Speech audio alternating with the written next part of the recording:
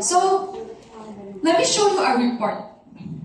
Just to be aware of the top 10 killer diseases reported by World Health Organization. As you can see, it is being described as death without committing any crime. It means na no matter who you are, no matter what social status you have, if you are sentenced to death without committing any crime. So let me give you an example. In this society, when someone commits a crime and they got caught, what will happen? They will go on a trial first muna, di ba?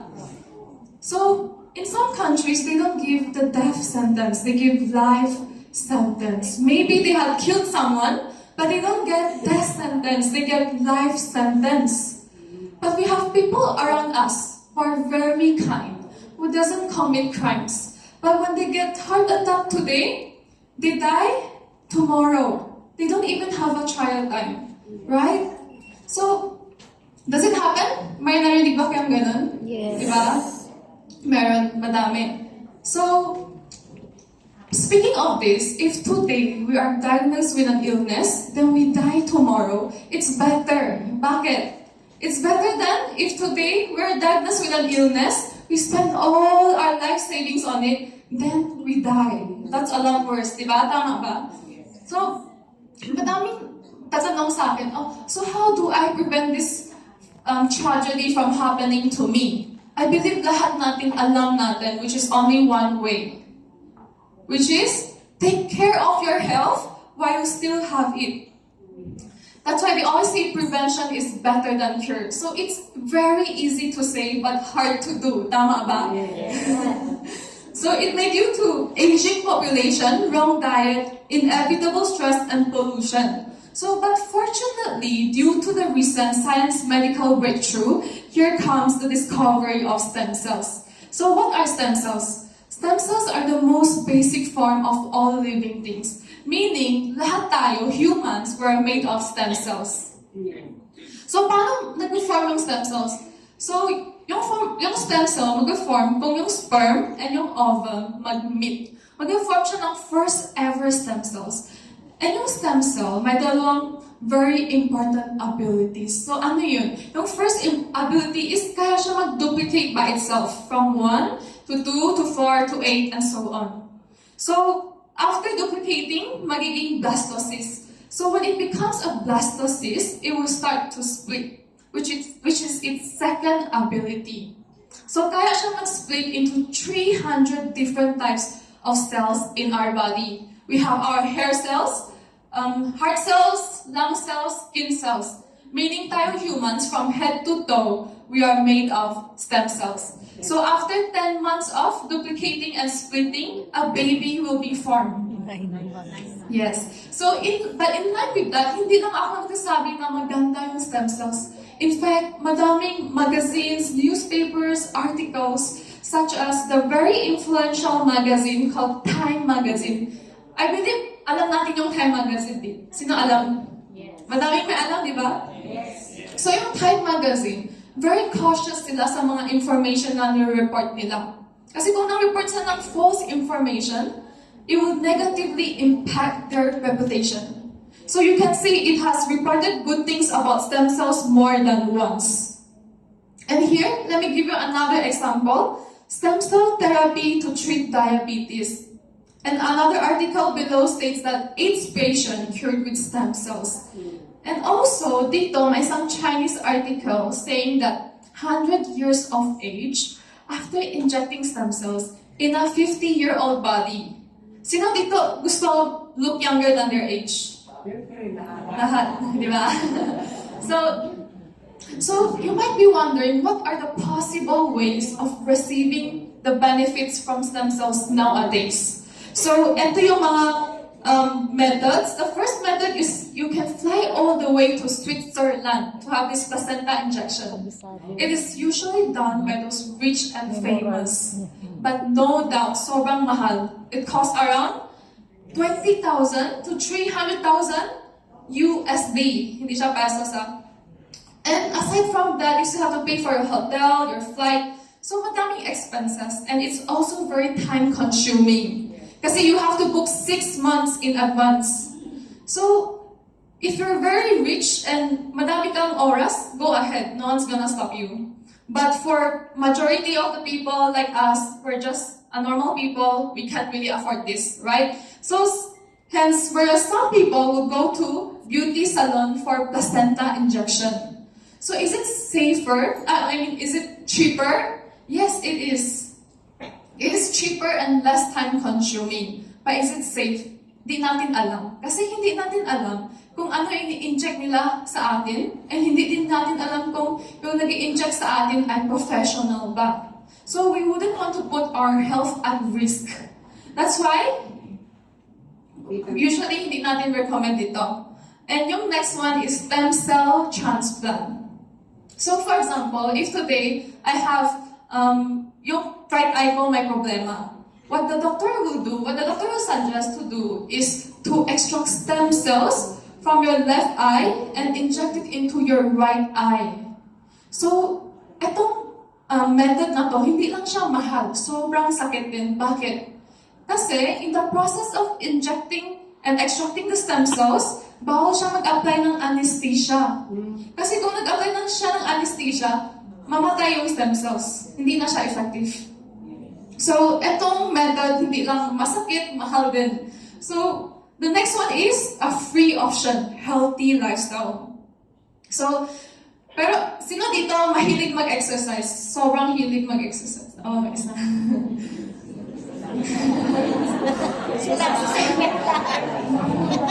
wala, zero, isa lang.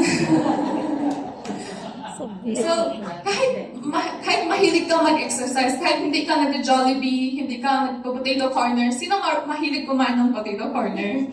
Kasi sobrang hilig ka. Kahit sobrang healthy mo, there is still inevitable stress and pollution that is affecting your health. So, hindi din namin kaya magawa yung healthy lifestyle. And next one is cord blood banking. So, upon giving birth, the mother can choose to store her umbilical cord up to 20 years. So, in case of any emergency, if anything happened to the child, the stem cells from the umbilical cord can be injected back to the child. So they say this is very effective. It's also the best cure. It is very popular in Singapore. So, but the problem is, what if your child turns 23, then something happened? It means the stem cells from the umbilical cord is no longer effective because it already passes the ideal time to use it. So, and it's also very expensive. You have to pay monthly storage fee for this. So, yung next option is adult stem cell banking. So, for example, as mentioned by Shin earlier, I'm very young, di ba? Actually, I'm 30 years old. Naniwala ba kayo? Joke lang. So, for example, I'm 30 years old. I'm very healthy. So, I can choose to store my stem cells and inject it back when I need it. But the question is, I may be 30 years old. Does that mean that my stem cells are 30 years old as well? No. Kasi due to unhealthy lifestyle, I drink, I smoke, nagpupuyat, my stem cells may be 30 or maybe 40 or even worse, 50 years old na. So itong method, usually it's too late and it's also very expensive. So you might be wondering, is there any convenient, effective, and affordable way? Yes, which is, thanks to technological advancement, here comes the oral capsule technology. So we have these 6 major technologies. So the first technology is supercritical extraction. So in simple, mukhang very deep, diba? But in simple terms, it's just a way of extracting the stem cells from the placenta while maintaining up to 99% of its biological activity. So next is freeze-drying technology. So after ma-extract yung stem cells from the placenta, kailangan i-freeze dry under negative 60 degrees. So this can preserve the capsule for 3 to 4 years. Kasi yung stem cell, sobrang sensitive siya sa air temperature. So, kailangan siya i-store sa isang special freezer. And next is nitrogen-filled technology. So, itong technology, nag-prevent siya ng oxidation. So, for example, kung may hiniwa kang apple, tapos iniwan mo doon, what will happen? It turns brown, di ba? So, it's the same for the stem cells. If it get contacted with air, it will slowly begin to die. So, in every capsule, we inject nitrogen to force out all the oxygen to prevent oxidation. So the next question is, how do we make sure that the capsule is being absorbed by our body to its maximum potential? And it's possible through the enteric-coated technology.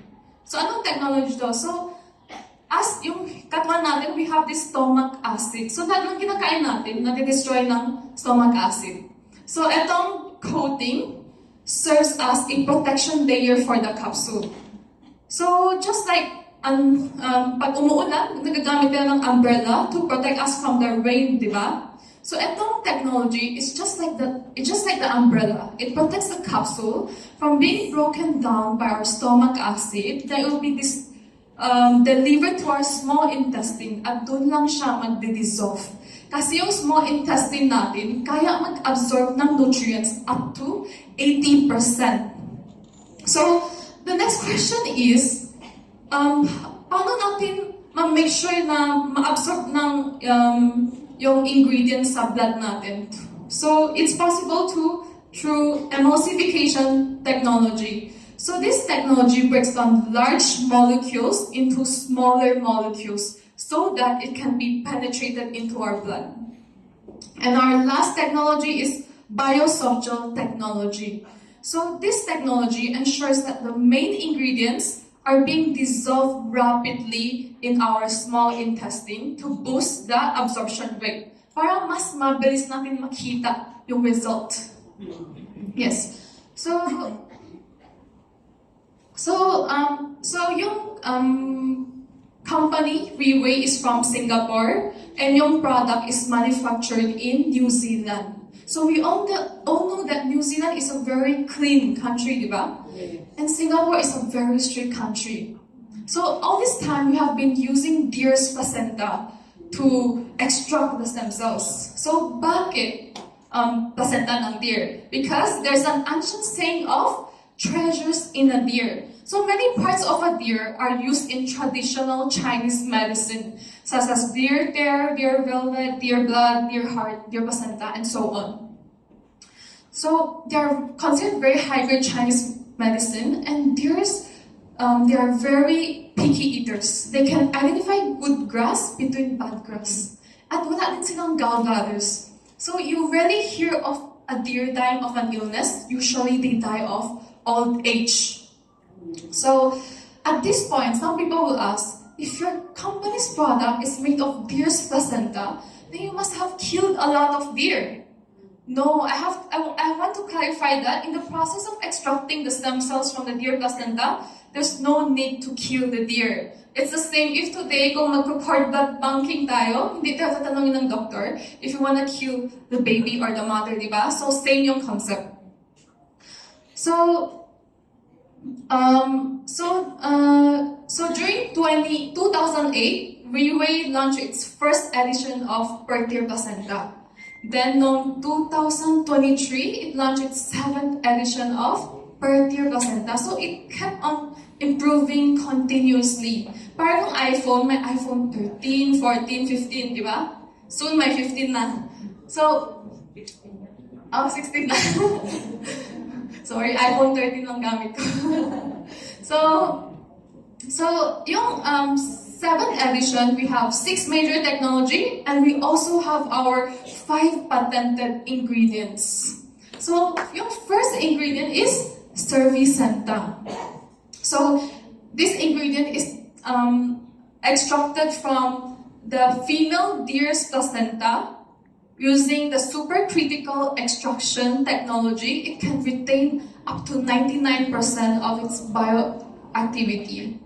And next one is Velvicenta. So, itong ingredient is derived from the 2 to 3 slices of the deer's antler tip. Yung pinaka-tip, pinaka-matatas. Kasi daw, itong area daw ng deer's antler may highest concentration of stem cells. So, deer is also the only organ, the only mammal that can fully regenerate. Unlike us humans, kung naputo yung kamay natin, hindi siya mag-grow back, di ba? Pero yung deer's antler, kaya niya mag-completely regrow. So, napaka-curious yung scientists. So, yung scientists, they have found that there's very strong, regenerative, multipotent stem cells in deer's antlers. So, next is ginseng. It's a type of ginseng. So, itong ginseng is planted in the New Zealand's volcanic soil for over 10 years. So, sino may alam na Korean ginseng? Yes. Sino nakakain before? Oh, hindi. Nakakita lang. So, paano natin malaman na maganda yung quality ng isang ginseng? It's by this thing called ginsenosides. Ginsenosides. So yung other ginseng, such as Korean ginseng, China's Changpai Mountain ginseng, yung ginsenosides nila is only 3 to 5%. While our ginseng has more than 20% of ginsenosides. And aside from that, yung absorption rate ng ibang ginseng sa katawan natin, only 0.1% to 3.7%. Sobrang baba. Pero yung ginseng natin is clinically proven that up to 70% can be absorbed by our body, making it 150 times more effective than other ginsengs. So, pakanda. And next is acetone. So, it is also known as antler linger. So, bakit? Kasi yung shape niya parang antler, di ba? So, in ancient times, available lang siya sa emperor and royalties kasi sobrang rare niya.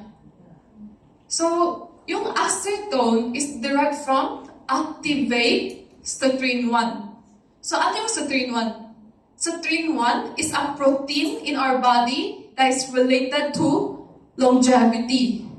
So, itong ingredient also helps to support a healthy cardiovascular system and many other more benefits. And the last one is nucleoclavan. So yung nucleoclavan is extracted from white strawberries. So yung nucleoclavan, kaya din siya mag-activate a protein within a human body called NF-κB that can help to activate many healing pathways. So itong ingredient is very rich in antioxidants. Okay, next. So, why do we humans need to take health supplements? Sino dito nag-take ng vitamins or nutritional supplements? Madami, di ba? I believe by a certain age, kung may konting edad na, nag-take tayo ng nutritional supplements, di ba?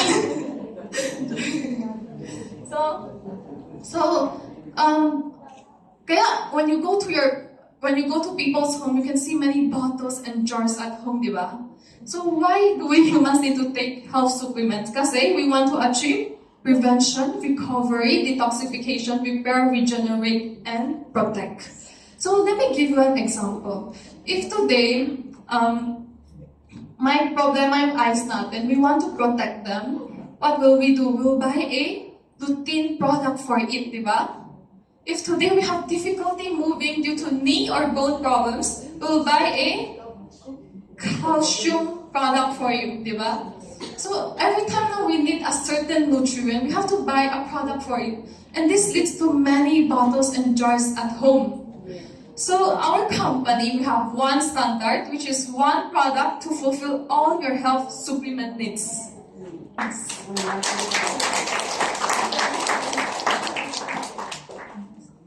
So, yung ingredient namin, we have, product namin, we have 14 ingredients in total. Yung first 5 is patented ingredients, which I already explained kanina. We also have apple extract. So, itong apple extract, also known as apple polyphenol, this, just like it has very rich antioxidant properties. Just like the fruits and vegetables we eat every day, may antioxidant din siya. Pero hindi siya sufficient to maintain our health. So have you heard of an apple a day keeps the doctor away? Yes, right? And in one capsule, it contains 20 mg of apple extracts, which is extracted from 100 apples. So today, this morning, I took 2 capsules, means I took 200 apples, di ba? Ang hirap kaya nung gawin. Kasi minsan kahit isang apple lang na hindi ko na maubos. Di ba? So, there's still many good ingredients like marine collagen, evening primrose oil, avocado, borage oil, aloe vera. So, at least all these ingredients, they are supported by a lot of scientific research. Because just like Japan, we say we want to get this product patented. Do you know that the company is required to submit a lot of laboratory research in order for the Japanese to give us the chomp? So it is approved by 13 countries.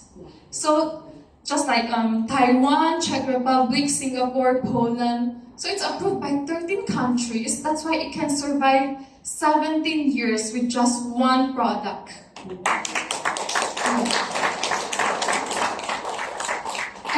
And the good news is, do you know that, as mentioned earlier, 2023 lang na-launch yung 7th edition. Alam niyo ba yung 6th edition, ang daming wala. Walang deer horn, walang yung strange mushroom, wala din yung ginseng, and wala din yung technology na na-mention ko kanina. Yung first technology, supercritical extraction. So what's so good about this technology? Itong technology, very new lang siya. So what's so good about this is, during 6th edition, we call ourselves live stem cell therapy. But honestly speaking, only 10% of the cells are alive. But now, due to this new technology added, the bioactive level of this is now 99%. Means whatever you take inside, including the apple polyphenol, the white strawberry, it's so high-tech na kaya na i-keep yung freshness ng apple. So, which means if you take 1 capsule of 7th edition, is equivalent to taking 10 capsules of 6th edition. So, ganun siya kagaling. And kahit ganun, during our 6th edition, we have sold over 25 million bottles. And ngayon, 7th edition na. Next time, may 8th edition pa, may 9th edition pa. So can you see the potential of this? Yes, right? So it's a very good product kasi imagine ganong kahirap maggawa ng isang product na may 14 ingredients sa loob. Meaning kung today kulang ako ng isang apple, hindi na ako kaya mag-start. Kung kulang ng strawberry, wala na, di ba? So it has to gather all the main ingredients to start and manufacture. So it's a very amazing product. So my sharing ends here. Thank you so much.